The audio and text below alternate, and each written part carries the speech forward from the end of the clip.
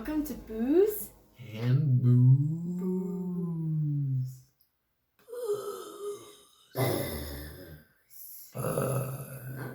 You were really bad at this.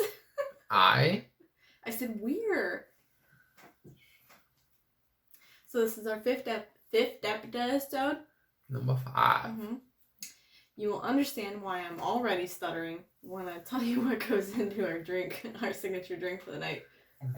So what we are drinking tonight is called the Witching Hour, and this is definitely a fruitier drink, and it is straight liquor. So it starts off with 2 shots of blackberry vodka. We couldn't find blackberry vodka, so we went with a mixed berry vodka. And then you add 1 shot of brandy in a shaker, and you shake it over ice until it's really good and chilled. And then you pour it into a chilled martini glass. The chilled is important, it makes a better flavor, but you pour it into the chilled martini glass, and then you add 1 teaspoon of grenadine, and that kind of gives it this look like it's bleeding, gives it this bleeding effect, and you get this gorgeous drink. It is fruity. And then you drink it, and you get fucked up. You get really fucked up. This is a lot of liquor. Not that we're mad about that at all. So, if you can't tell, our subject today is the witching hour. So the 3 to 4 a.m. is the devil's hour. And 12 to 5 is the witching hour. Hours. Yeah, essentially. There is no set witching hour, but the devil's hour is definitely 3 a.m. to 4 a.m. So if you're waking up every night at 3:33 a.m., pay attention, you may have a demon just sitting in your room watching over you. Exactly 3:33?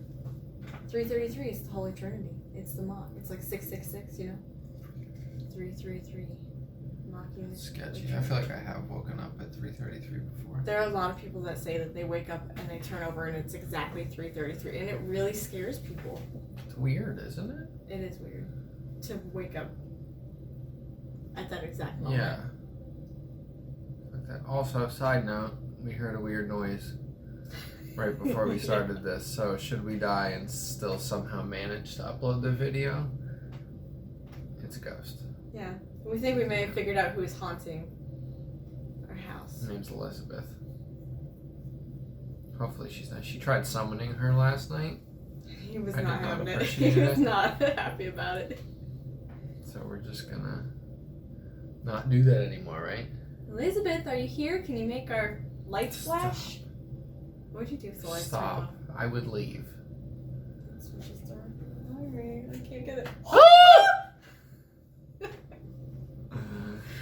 Look, see you later. All right, good episode. Peace. Oh, so we do have a listener story today, and it's coming from Blake. And don't forget, if you want us to read and relate your listener stories, you got to email us at emilyandjoel18@gmail.com, and I'll put it at the bottom of the screen here for you to see. Yeah. Do it up here, so it doesn't run in the way of our drinks. Up here. Okay. So emilyandjoel18@gmail.com. I'll also put it at the bottom. Anyway. So yeah, we have a story from Joel. From Joel. Oh my god. Blake. Oh, I don't think we ever introduced ourselves. I told you these things are straight liquor, man. I'm Y'all already should know by now. It's our 5th going. episode now. I'm Emily. That's I don't Joel. even need an introduction. In case you couldn't figure out from the email name. Alright. Okay, anyway. So I have a story from Blake. And he says that he moved into a farmhouse with a couple of his friends in his junior year of college. And that the farmhouse was one of those typical creepy farmhouses where all the floors would creak and you walk down into this dimly lit basement and the stairs are kind of slanted and you just kind of feel this oppressive feeling like something's there watching you. And he had a couple of experiences that he wanted to relate. And what he said was the most startling to him was that almost all of them happened with multiple witnesses. It was not like one person experiencing something. It was everybody would experience these things. So one of the first things he talks about is he and his roommates are sitting in the living room, and they hear this really loud crash come from the kitchen. So they go in there to try and figure out what it is, and they find this big metal crock pot thing on the floor. And he said, Blake's a big weightlifting guy. He's what's it called? Not ripped anymore. Shredded? No, I don't know. Don't know. Anyway, he's super big. Are there new terms for 2020? I'm old. So he goes in and he says, this is a heavy pot. It's a 5-pound pot, and there's no reason that this thing should be moving by itself. And it like jumped off the shelf and was on the floor. And he has a couple other stories about things that would oddly kind of almost like leap off of a surface. They're playing ping pong, and he's got a water bottle on a table, and the water bottle doesn't just fall onto the floor. It kind of like up and over, and then several feet over. Mm-hmm. He's like, this is really weird. But something that for him was particularly unusual was that in the farmhouse, and only in the farmhouse, he would regularly wake up at 3 a.m. He said that when he went home, he would not be waking up at 3 a.m. It was just something in that farmhouse. Mm-hmm. And one night, he's on the first floor. His bedroom's on the first floor, and he says he's sleeping, and he hears his roommate walking around on the second floor. And it's really late at night. And he's going, okay, this is a little bit odd. Why is I woke up and I can hear my roommate walking around. Why are we all awake at the same time? So he decided to ask his roommate about it the next day, and they all said that none of them had been awake, but he could clearly hear somebody walking around upstairs. So, yeah, and he said that it was just one of those things that it was never anything too big or too dramatic, but that they always knew that they weren't alone, that there was something in that house with them.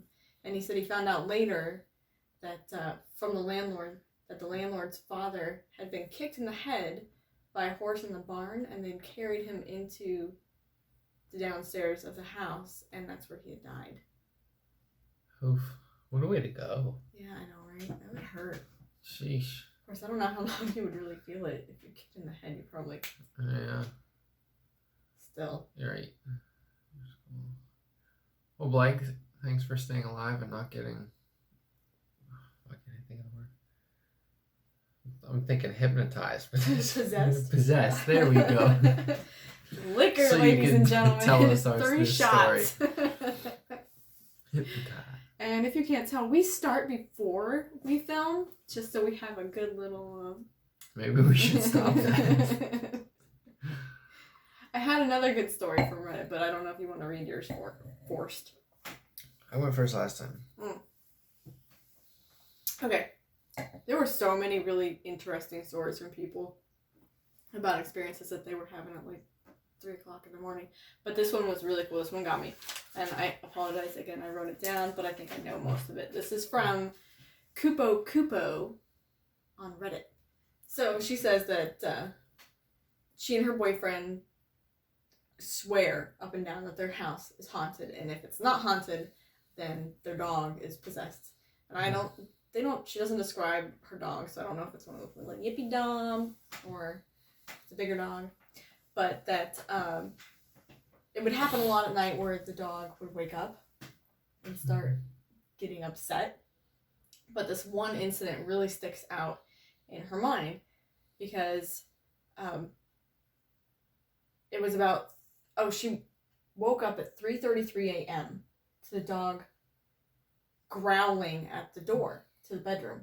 And she says that the dog was growling so vehemently, so hard that it was drooling and like shaking and snarling, and that it had gotten down on all fours and was really kind of freaking out at the door, right?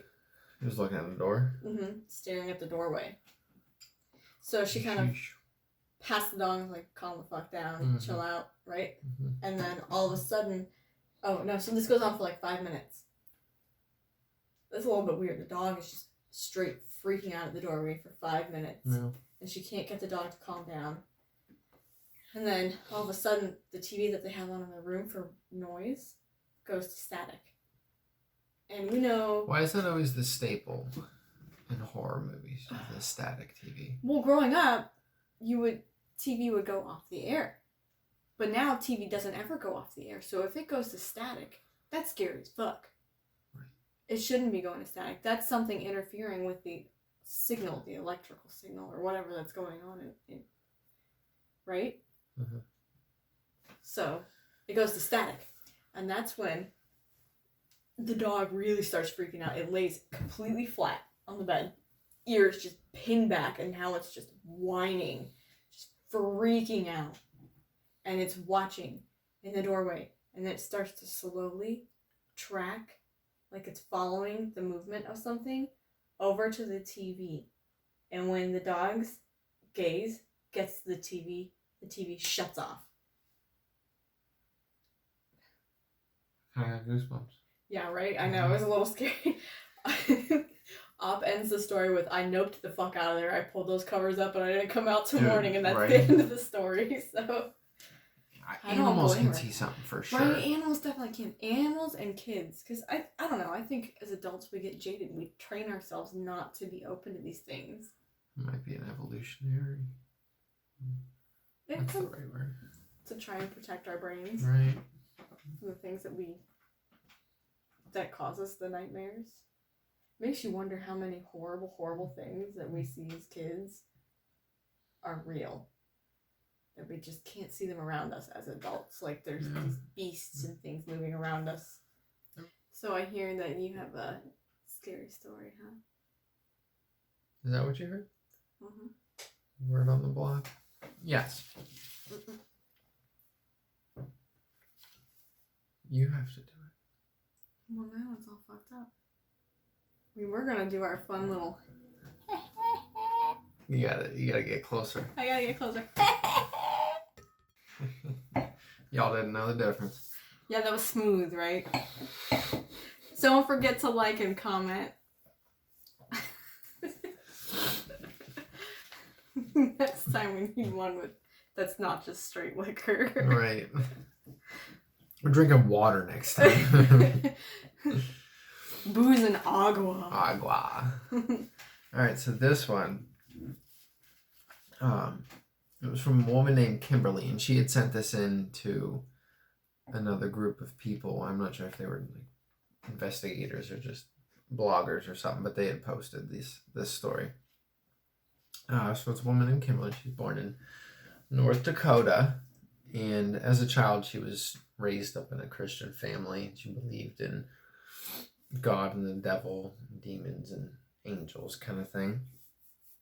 So they all existed, and she had said that a lot of people in her family had the ESP.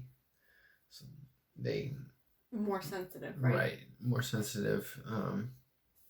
It's like seeing spirits and kind of hearing them, feeling things. What does ESP actually stand for? I don't know. I was going to look that up. I forgot. Is it like extrasensory phenomena or something? Maybe. Or extrasensory perception? We could call you it tell that. us. Because we're clearly not that educated on it.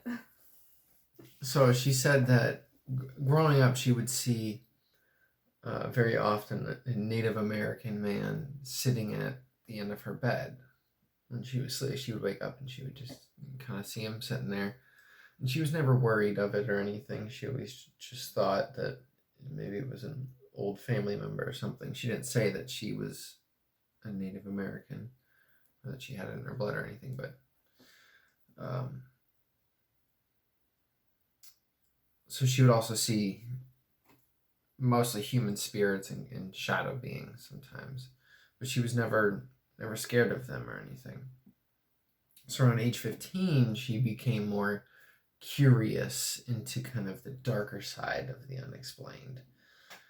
And she loved vampires and warlocks and demons. And As every 15-year-old girl does. Right. As long as they're not sparkly vampires.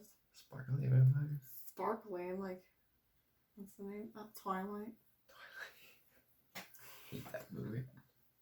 I haven't even seen it. I can't bring Really? myself to watch sparkly vampires. No, I grew up with Interview with a Vampire. Huh?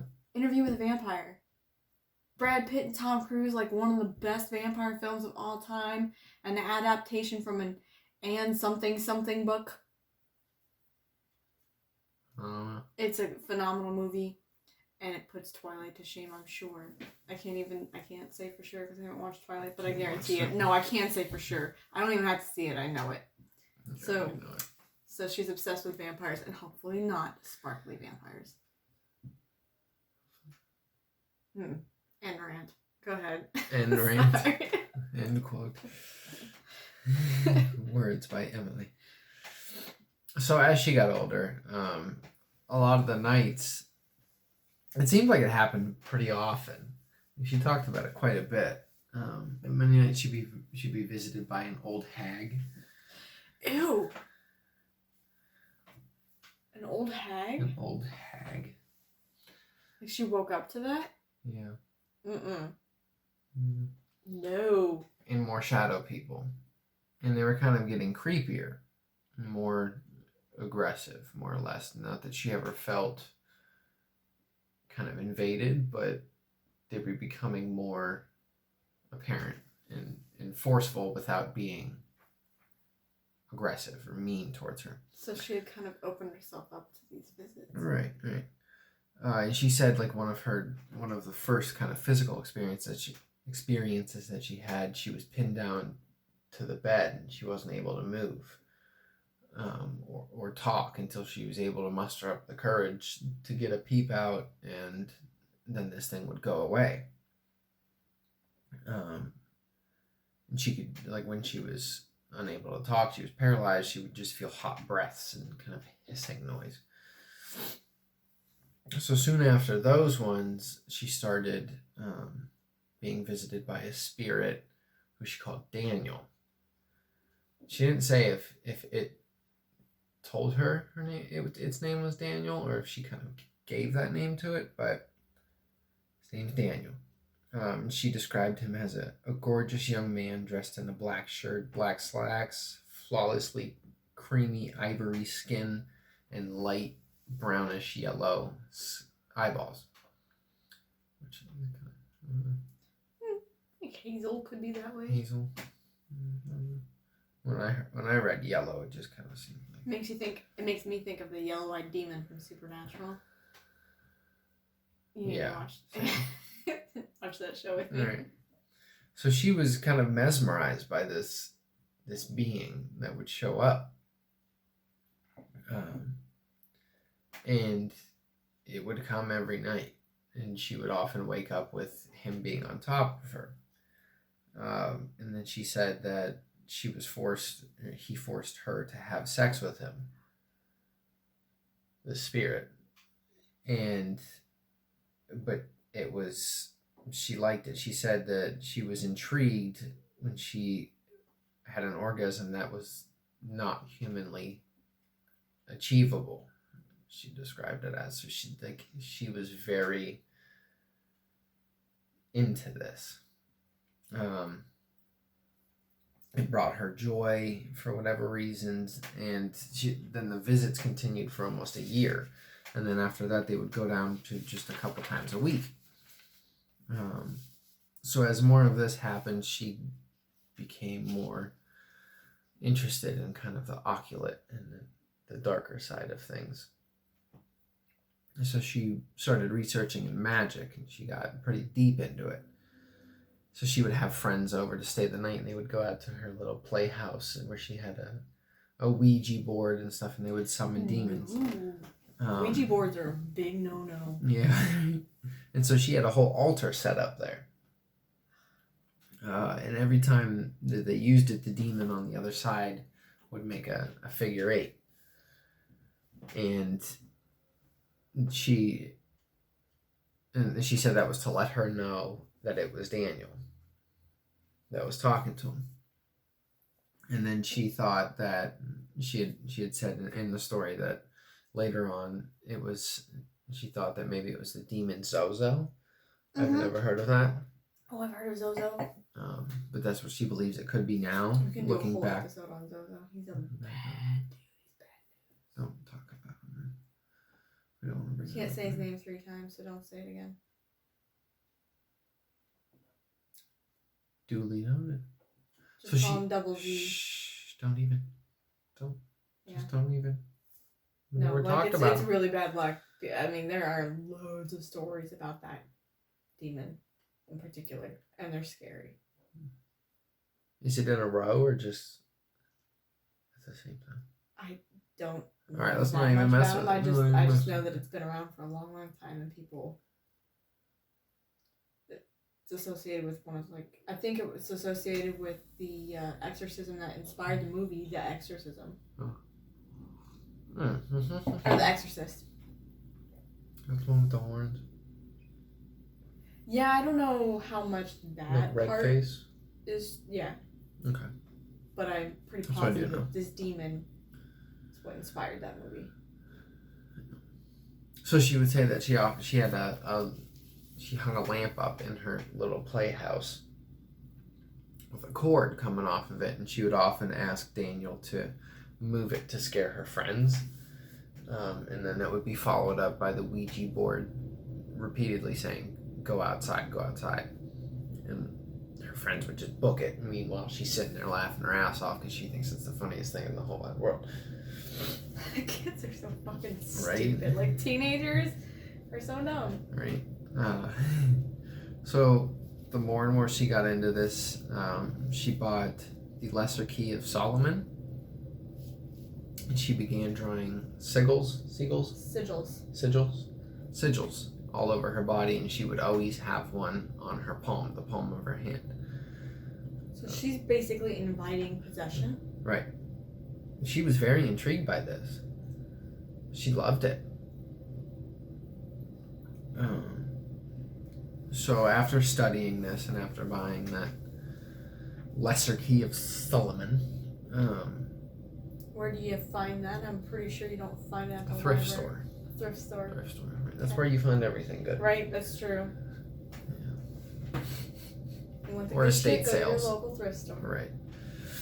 So she asked the demons to do her bidding for her because she was getting bullied in school. And how the fuck is that gonna work? You are a powerful being. I want you to do my no power bidding. How? Like, what are you holding over them that forces them to do your bidding? Well, I think she just felt such a connection with them that she thought that they would do it for her, and she claimed that they did. So they did what she asked them to do. That's fucked up, man. Right? But then things went bad. So. Yes, they always do. Invite the dark souls, and you learn your lesson. So she would get more shadow people coming in at night, and they started to get aggressive, like actually aggressive, trying to, harm her, like walking all over on her bed. And she also says that the visits from Daniel got more angry and violent and rough, and it would often leave her scratched, bruised, and bitten. So she became a reborn Christian. Apparently that's the point. Switch from the dark arts and the occult. Okay, not all witchcraft is dark. Wiccans are not dark. But, damn. Right. Actively trying to summon demons. Hey, this is a great idea to... No, I'm a sweet angel child. Never I'm mind. Born again. I accept Jesus into my life. Thank you, Jesus. It bit her, and that's when she's like, no, I don't want to do it anymore.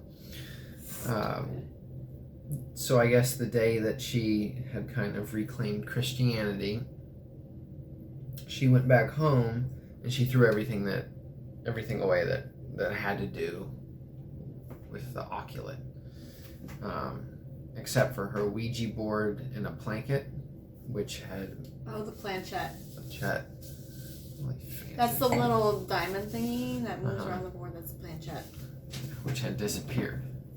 Oh, that's mysteriously. Good. Right, yeah. So you can't throw that shit away anyway. You have to dispose of it properly. Otherwise, you leave the door open. You burn it? No, you don't burn it. You have to actually there are techniques for closing the door of communication and basically shutting whatever came in, shutting it out so it can't get back in. Take it to a church. So that night, as she got into bed with her cat, she was awoke at 3 a.m. Awoken. She woke. She was woke on fleet of foot. So at 3 a.m., the witching hour. Devil's hour, my bad. By what sounded like a small bell. Right? So as she opened her eyes, she sees this flash of light, but it stays brightly lit. And as she looks into the doorway, there's this tall, 7-foot, lanky demon dressed in a black trench coat. And she said that it looked like someone who had gotten all their flesh burned off, and the eyes just kind of appeared as if they were like just sockets, just black holes. And then it stretched its arm out to her with this large black dog in its hand. And with a black dog in its hand? Yeah. Here's a puppy. Well, he's not trying to give her the puppy. He's probably trying to freak. Is it a hellhound? Is it a hellhound? Maybe. That'd be, although hellhounds are big, he'd have to be pretty strong. Episode 4 for hellhounds. I think we can put tags. We'll put it right here. Tag, other way. That way. Boop. So when her cat is still with her, she sits up in her bed, and that's when this dog growls at her. And the cat freaks out and is kind of scratching her all up and down, running around. And so she just starts praying. She just starts screaming the prayer, and she says she passed out at some point. And when she woke up in the morning, she just thought it was, a bad dream, until she realized that her pajamas were stuck to her with blood. Oh, God. Was she all, scratched up? Yeah. And, so her pajamas were just stuck to her with dried blood. And she says she still has scars to prove this story. And that was kind of where the story ends. She said she still gets visits to this day. She says that demons never give up on their mark. The whole praying until you pass out, it kind of makes me think of when we talked about the demon house. The Amon's family that was living in the house with 200 demons. And when the daughter was levitating and they were praying, because when she came back down to the bed, she awoke and she didn't have any recollection. And I wonder how often that happens, where there's just so much energy and you're in such a panic situation with all this pressure and fear, and if that just makes people croak. I would imagine the shock too.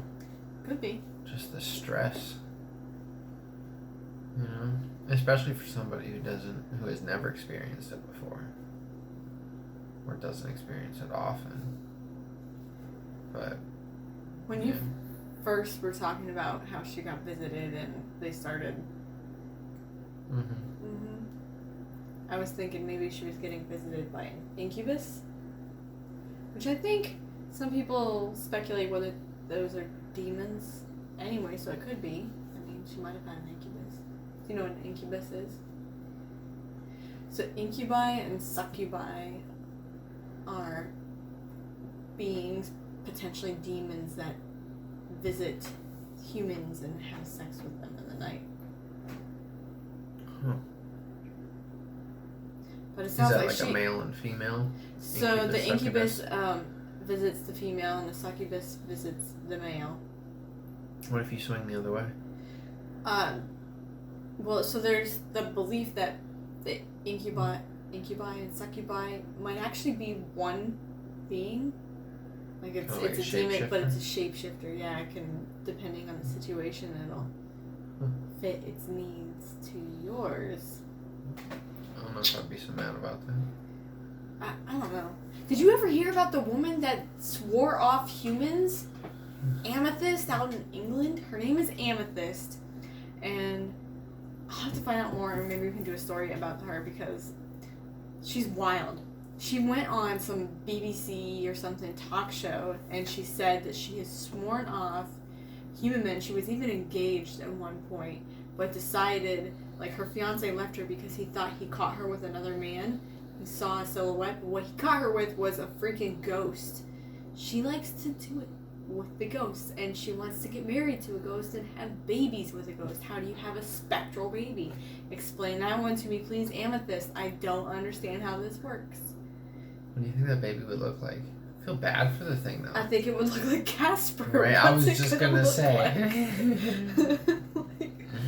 But yeah, no, it's a real thing. Like, there are women out there. There are some women that are really about it, and then there are people like the woman from The Entity, the movie The Entity. That's a real story. It's a whole other thing. She was not about it. Those were not good visits. Those are not happy things to talk about, though.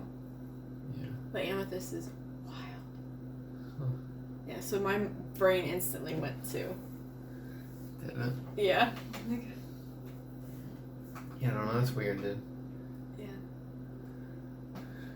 I think I would just like, what if it had an STD or something? You can't treat that, There really aren't treatments for spectral STDs. right? So, are those STDs? Escort TDs. Too many boobs. You're a bird. Anyway, so I think those were our spooky ew stories for the night. Spooky you. The witching hour. Yeah. Devil's hour. If you start waking up at 3 a.m. and you're having some weird experiences, shoot them to us. We want to hear it.